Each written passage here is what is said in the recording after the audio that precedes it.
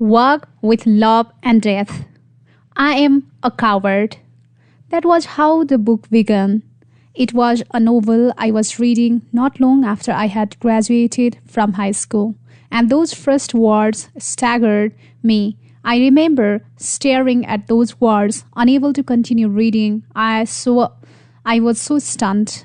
Never has a book connected with me so quickly, for I was a coward too. It's just that I never admitted it so openly as did the author of A Walk with Love and Death. The author was Hans Königsberger, and the book was a medieval love story later made into a movie by John Huston. But none of that mattered. What mattered was that there was another coward on the planet other than me. Even if he was fictional, the words were real enough for me. My self-image at the time I read that book was based on my fears and nothing else. In my mind, I was truly a coward. And if someone were to tell me I would done something brave, I would think they were wrong somehow, or that they didn't know how easy that thing was. Where did this self-image come from? I don't blame my parents because I believe we create our own pictures of ourselves, and I had a choice whether to stick with this self-image or not. After all, I could have done what Gordon Liddy did when he was a boy, upset that he was afraid of rats. He caught some, cooked them, and ate them. Upset that he was afraid of thunder and lightning, he strapped himself to the top of a large tree where he stayed for the duration during a major electrical storm. These kinds of things I did not do. Although I don't blame my parents, I can trace where I got the idea of my being a coward to their encouragement. My mother, too, was afraid of everything. She lived to the age of 66 without ever having made a left-hand turn in traffic. So afraid she was of oncoming traffic. She always knew how to make a looping series of right turns to get where she was going. She consoled me and told me that I was just like her, a coward, I thought. She was very loving and empathetic about it, but my self-image became unshakable. However, my mother said she would try to be there to help me do the many things she knew I wouldn't be able to do. I met my father when I was 2.5 years old. He was a war hero home from World War II, and it is reported that when he walked into our home and saw me for the first time, I looked up at his imposing uniformed figure and said, "Who is that?" "John Wayne," my mother should have said, because my father was afraid of nothing. He was a decorated soldier, a star athlete, a tough and successful businessman, and the list goes on. But he soon knew one thing about his little boy: no guts, and it was distressing to him. So both parents and the child himself were all in agreement about it. The father was upset about it, the mother understood, and the boy was just scared. That is possibly why I grew older. I discovered false courage. I discovered through use of an intoxicating substance that I could be who I wanted to be. But soon the marvelous discovery turned to addiction, and my life revolved around my dependency on it. They were wild times, but as anyone will tell you who's been through it, there was no growth or fulfillment during those years.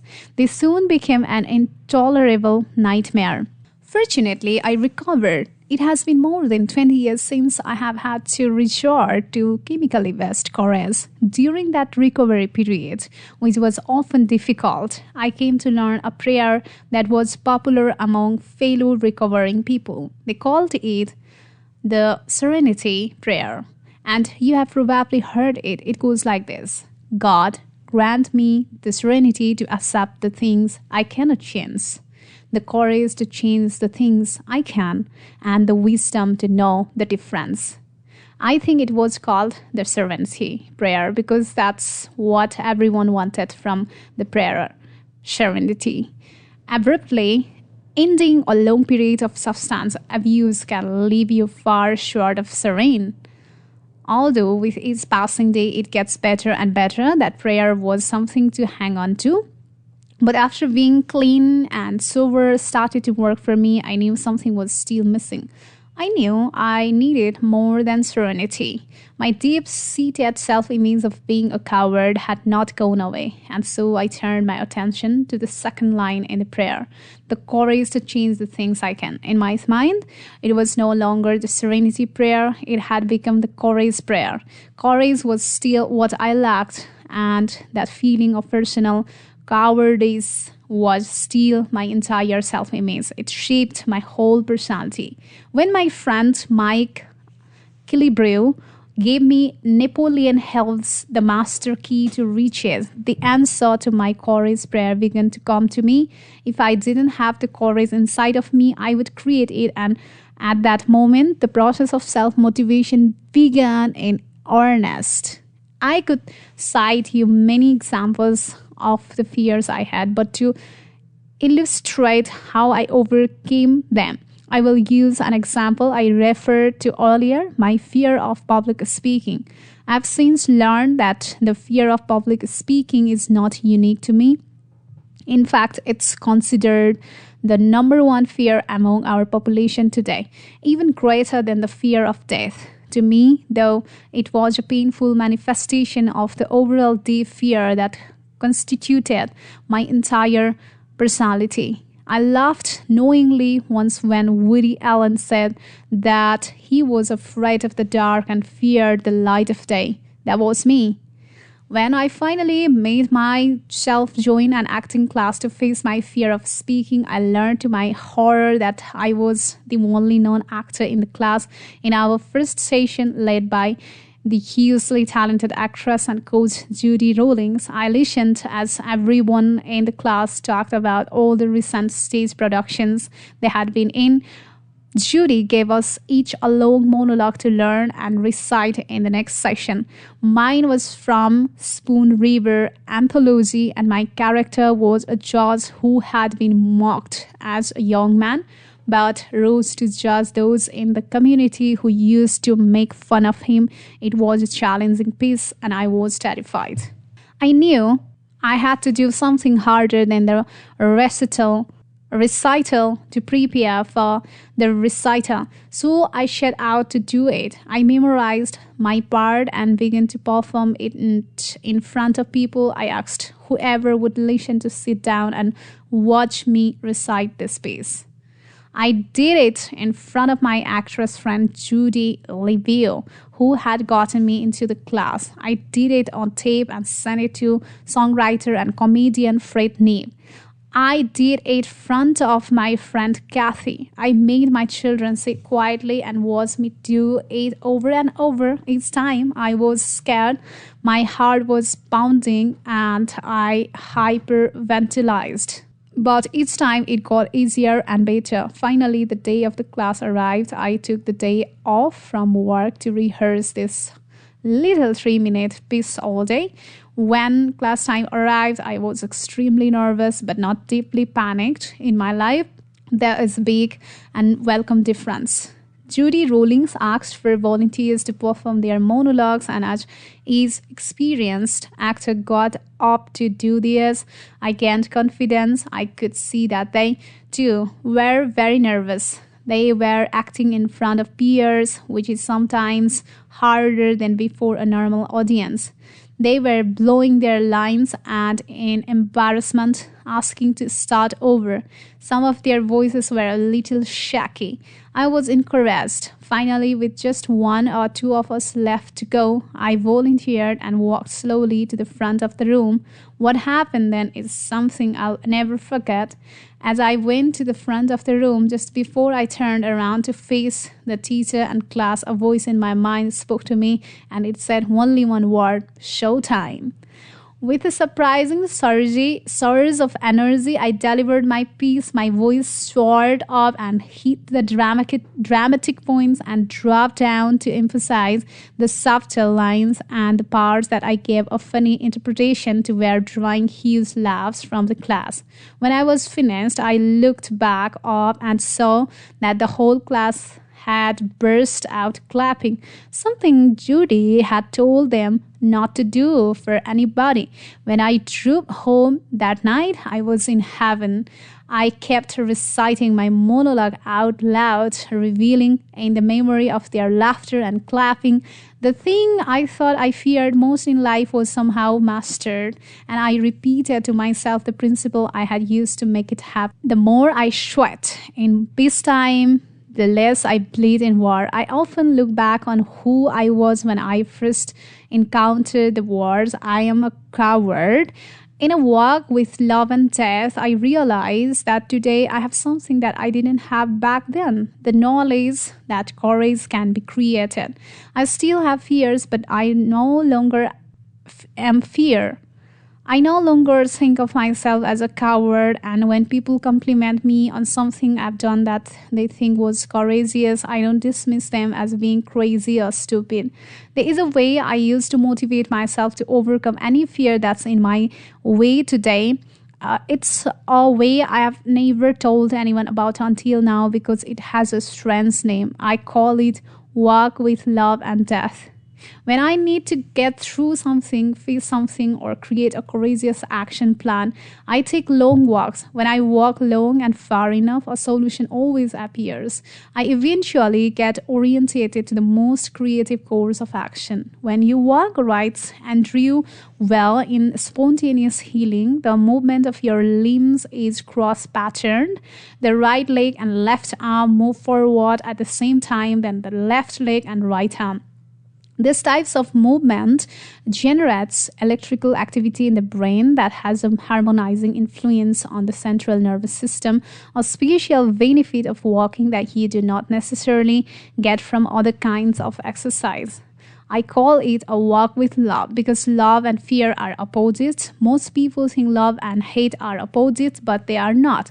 The ultimate creativity occurs from a spirit of love, and as Emmett Fox says, love is always creative and fear is always destructive. I call it a walk with death because it is only the acceptance and awareness of my own death that gives my life the clarity that it needs to be exciting. My walks often last a long time. Somehow, whatever challenge I am facing appears to me from many different angles as I am walking. I know that one of the real values is that while walking, I'm truly alone with myself. There are no phones to answer or people to talk to. I create so little of that kind of that time in life that it's always surprising how beneficial it is. Take your own challenges out for a walk. Feel your self-motivation growing inside you as the electricity in your brain starts to harmonize your central nervous system. You will soon know for a fact that you have what it takes. You won't have to pray for the courage to change the things you can. You will already have it. Teach yourself the power of negative thinking. I discovered something remarkable quite by accident one night as I was conducting a workshop on goal achievement. I discovered the power of negative thinking. As the people in the workshop struggled to list their goals on a piece of paper, I ran out of patience. How will you get what you want if you don't know what it is? I asked the room, half of which still had empty sheets of paper and empty facial expressions. Okay, I said, let's put these goals away. I want to try something different. Take out a new sheet of paper and do this. Write down what you don't want in your life. List every major problem and source of discomfort you have. All your worries, all the negative things you can think of, even if they haven't come into reality yet, even if they are just things you don't want to happen in the future. Take your time and be thorough. What I saw happen next startled me. the entire room's energy level picked up, and everyone in the workshop was writing and writing and writing. It wasn't long before some people asked if they could use a second page. Something strange and electric was filling the air as people aired their fears and grievances. Pages were flooded with ink, and hands and fingers had to be shaken out so people wouldn't cramp up from writing so much. When I called an into the exercise, the room was buzzing. I had obviously let something loose that wasn't there before. At that moment, I got my first true look at the power of the negative. Actually, I had seen it before. When I took the time to look back over my life, I realized that saying no was always a stronger stand to take than saying yes. Saying no is drawing a line in the sand. It is a taking a stand. It is a putting your foot down. It is a passionate. It is a powerful. Compared to saying no, saying yes is wobbly and wishy-washy. I said yes to 1,000 drinks of alcohol in my life, but it wasn't until one hungover suicidal morning when I said no that my life got completely turned around. When the caveman drew the line in the dirt outside his cave and said no to the saber-toothed tiger, his family was finally safe. Saying no is powerful because it comes from the deepest part of the soul. There are some things we just won't tolerate. Once we fully understand the power of those no's deep inside of us, we can use them to motivate ourselves like never before. In the workshop I was telling you about, once the people filled their papers up with what they didn't want, we got busy converting problems into goals. You don't want to go bankrupt? Then let's get a prosperity plan going. You don't want to weigh as much as your two best friends combined? Then let's get a nutrition and exercise program going. Any no can be converted to a powerful yes. So if you are stuck without any truly motivating goals, dreams, and commitments, then go negative first. Figure out what you absolutely don't want, what you absolutely fear and dread, and refuse to let it into your life. Then convert it to its opposite, positive form, and see what happens. You will be more motivated than you ever dreamed you could be. I have used these one-on-one meetings with people who wouldn't open up and tell me what they wanted. I simply asked them to tell me what they didn't want to have happen, and we were off to the races. Once you know what that is, you can convert the conversation to exciting plans and objectives. This explains why so many successful people had difficult upbringings, sometimes living in the harshest poverty. They connected very early to what they didn't want. The rest was clear sailing. The next time you lack passion when thinking of what you want, try turning it around. Ask yourself what you absolutely don't want, and then feel the energy building in you to overcome that problem. That energy you are feeling is the deepest and most primal form of motivation. Thank you.